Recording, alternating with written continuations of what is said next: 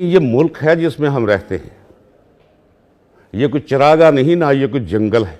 जो सियासत का अंदाज अपनाया गया, मैं कतई तौर पे फ़ौज के ख़िलाफ़ नहीं हूँ। पहली बात ये है, मैंने अपनी किताब में भी लिखा, और इसमें मुझे कतई तौर पे कोई बात नहीं है, अगरचे इसमें सियासतदानों का भी हिस्सा है, लेकिन फ़ौजी ताले आज़माओं ने इस मुल्क को यहाँ तक पहुँचाने में 80% अपना रोल अदा किया है। मैं दयानतदारी से समझता हूँ कि इमरान खान कभी भी ये चाहता नहीं होगा कि कोई जाके GHQ का गेट तोड़ना शुरू कर दे। वो कभी भी नहीं चाहता होगा कि लोग जाके कोर कमांडर का घर जो है उसे जला दे, उसे राख कर दे। बारीकी इसमें यह है कि आवाम की इमरान खान के साथ वाबस्तगी देखते हुए उन्हें पता था कि अगर हम इमरान खान की तज़लील करेंगे तो लोग जो है आपे से बाहर हो जाएंगे, और फिर उन्होंने वो रास्ता जो है वो खुला दे दिया और ये वाक़या हो गया। अब 9 मई उनके पास, मौजूदा गवर्नमेंट के पास एक हथियार है इमरान खान के ख़िलाफ़। जो कुछ पाकिस्तान में हुआ है, मैं मोस्ट वांटेड था जनरल ज़ियाउल हक के दौर में, मोस्ट वांटेड। 9 मई के बाद इमरान खान और उसकी पार्टी के साथ हुआ है, उसकी मिसाल और तमसील मुझे फौरी तौर पे मशरक़ी पाकिस्तान के वाक़यात जो है वो मेरी नज़रों के सामने फिर जाते हैं। अगर हम कोई मिसाल के तौर पे पेश कर सकते हैं पाकिस्तान की तारीख़ में कि क्या कभी इतनी बेहयाई, इतना जुल्म, इतनी बर्बरियत कभी पेश आई, तो हाँ, मेरे पास जवाब हाँ में है, लेकिन वो बंगालियों के साथ आई, जिसके नतीजे में पाकिस्तान 2 टुकड़े हो गया। पंजाब के लोगों ने कभी भी फ़ौज के ख़िलाफ़ बात नहीं की थी, फ़ौज के ख़िलाफ़ उनके सेंटिमेंट्स ऐसे नहीं थे जो पाकिस्तान के हक़ में, चले हम कह लेते हैं कि वो बहुत बेहतर था। लेकिन इस वक्त लोग नाराज़ हैं और एक ऐसा निज़ाम, मजाक उड़ाया जा रहा है, आपका भी और मेरा भी मजाक उड़ाया जा रहा है। मैंने अपनी जवानी के 23 माह, the longest period of the history of शाही कला, मैंने भारी बरकम पाँव को रोज़ चीरने और काटने वाली भेड़ियों में गुजारे, और तशद्दुद वो बर्दाश्त किया है कि जिसे अगर मैं बयान करना चाहूँ तो मैं वो नक्शा आपके सामने नहीं खींच सकता। ये फ़ौज है, फ़ौज को कायम रहना चाहिए, फ़ौज को मजबूत होना चाहिए। जो फ़ौज की आला क़यादत है उसे फ़ौज की इज़्ज़त और उसके म्यार को बुलंद करना चाहिए, अवाम के साथ उनके तल्लुक़ में मजबूती पैदा करनी चाहिए। ये जो कुछ भी कर रहे हैं, ये 2, 4, 10 जर्नैल कर रहे हैं।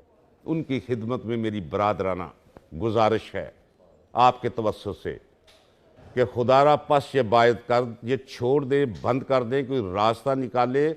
मुल्क बंद गली में पहुंच चुका है, और इस साइफर पे अगर मैं बोलना चाहूं तो साइफर पे मैं आपको साबित करके बता सकता हूं कि इससे फजूल चीज़ कोई नहीं है। तोशाखाना के बारे में अगर बोलना चाहूं तो साबित कर सकता हूं कि इससे बड़ा मजाक कोई नहीं है। आप जलसे की बात कर रहे हैं जी, कानून किसी को इजाज़त नहीं देता जो एब्सकॉन्डर हो कि वो आए और सरेंडर करे कोर्ट के सामने। कोर्ट के सामने सरेंडर करने का कोई कानून में है ही नहीं रास्ता। और यहाँ बातें हो रही हैं जनाब नवाज शरीफ आएगा और बस जलसा करेगा, उसके बाद उसे प्रोटेक्टिव बेल में बर्बाद हो जाएगा कानून। मैं बिल्कुल तवक्को नहीं करता हूँ मौजूदा जुडिशरी से। अब देखना है हमने काजी फायज ईसा क्या करते हैं। क्या वो जस्टिस मुनीर बनना चाहेंगे या वो कोई बाइज्जत जज बनना चाहेंगे?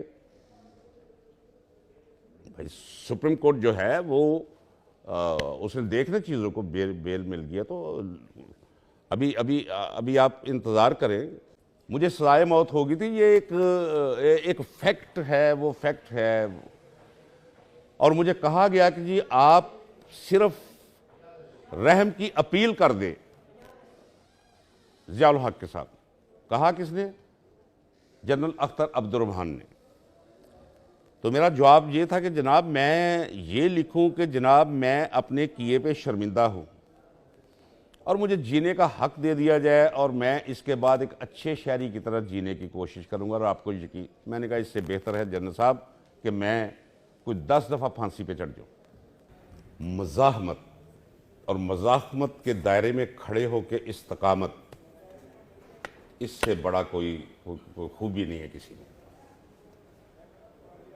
वो जो कहता है ठीक है, उसे समझ नहीं, कहता दिल से, चोर वो नहीं है। मैं दयानतदारी से समझता हूँ, कोई मुझसे इख्तलाफ कर सकता है, दर्द उसके अंदर पूरा है।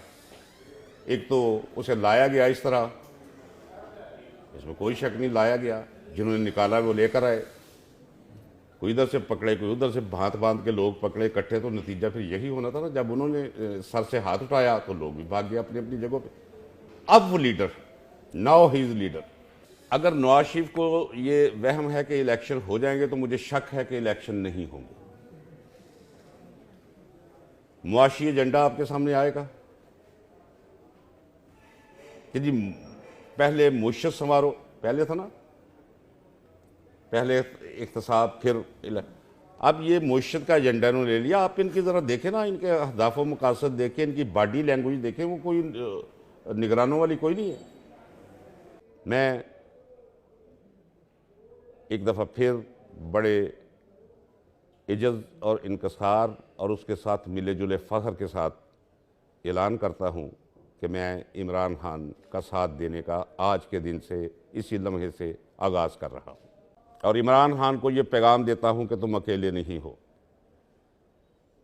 मैं कोशिश करूँगा कि इमरान खान के साथ ज़्यादा से ज़्यादा लोगों को जोड़ने की कोशिश करूँ।